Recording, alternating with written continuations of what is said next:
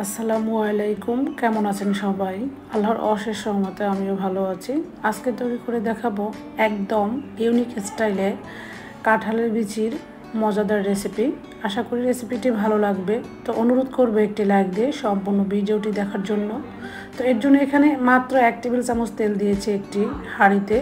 তেলটা হালকা যখন গরম হয়ে এসেছে ওই পর্যায়ে একটু স্প্রেড করে নিয়ে এখানে আগে থেকে পরিষ্কার করে রাখা উপরের স্কিন সহই 1.5 কাপ কাঁঠালের বিচি নিয়েছি। তো কিছুক্ষণ নেড়েচেড়ে ঢাকনা দিয়ে ঢেকে একদম মিডিয়াম আঁচে 7-8 মিনিট জাল করেছি। তো এই ভর্তাটা আমি এই ফার্স্ট টাইম বানিয়েছি। খেতে যে এত বেশি মজার কি বলবো, না খেলে বুঝতেই পারবেন না। এবং এত অল্প সময় যে কাঁঠালের বিচিটা এত সুন্দরভাবে ভাজা ভাজা হয়েছে এবং ভেতরটা সেদ্ধ হয়েছে আমার কাছে অনেক বেশি ভালো লেগেছে। তো যাই হোক, এরপরে আমি কাঁঠালের বিচিগুলো নামিয়ে রেখে এখানে কোনো রকমের তেল না দিয়ে শুকনো মরিচটাকে টেলে নিয়েছি হালকা করে। তেল ছাড়া এভাবে শুকনো মরিচ টেলে যে কোনো ভর্তায় দিলে সেই ভর্তার ফ্লেভারটাও কিন্তু অনেক বেশি মজার হয়। তো এরপর আমি সবগুলো কাঁঠালের বিচি একদম মিহি জোড়া জোড়া করে বেটে নিব। এখানে আমি কোনো রকমের পানি দিব না।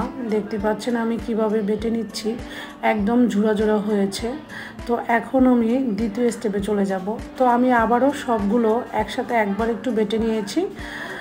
তো আশা করি আমার আজকের কাঁঠালের বিচির ভর্তার রেসিপিটি আপনাদের কাছে অনেক বেশি ভালো লেগেছে। ভালো লেগে থাকলে অবশ্যই লাইক দিয়ে সম্পূর্ণ ভিডিওটি দেখে নেবেন। যাই হোক, এরপরে আমি কাঁঠালের বিচিগুলো এক সাইডে রেখে ওই যে আগে থেকে যে শুকনো মরিচ টেলে রেখেছি সেই শুকনো মরিচগুলোর বোটাগুলো ছাড়িয়ে নিচ্ছি।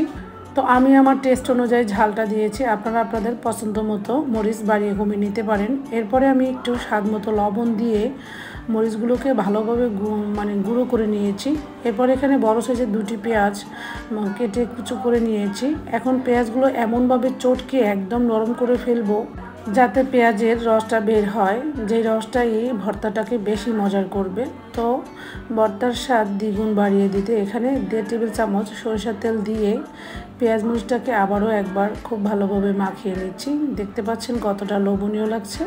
এভাবেও কিন্তু পেঁয়াজ মরিচ ভর্তা বানিয়ে ভাত খাওয়া যায় প্লেট ভরে, একদম তৃপ্তি সহকারে। এরপরে আমি ওই যে কাঁঠালের বিচিগুলো বেটে রেখেছি সেটার সাথে আলতো হাতে না মিক্স করে নিচ্ছি। তো আমি একটু খেয়ে দেখছি যে ভর্তাটা কতটা টেস্টি ছিল এবং লবণটা ঠিক আছে কিনা। তো আশা করি ভর্তার রেসিপিটি আপনাদের কাছে অনেক বেশি ভালো লেগেছে। তো আজকের মতো এখানে বিদায় নিচ্ছি। আল্লাহ হাফেজ।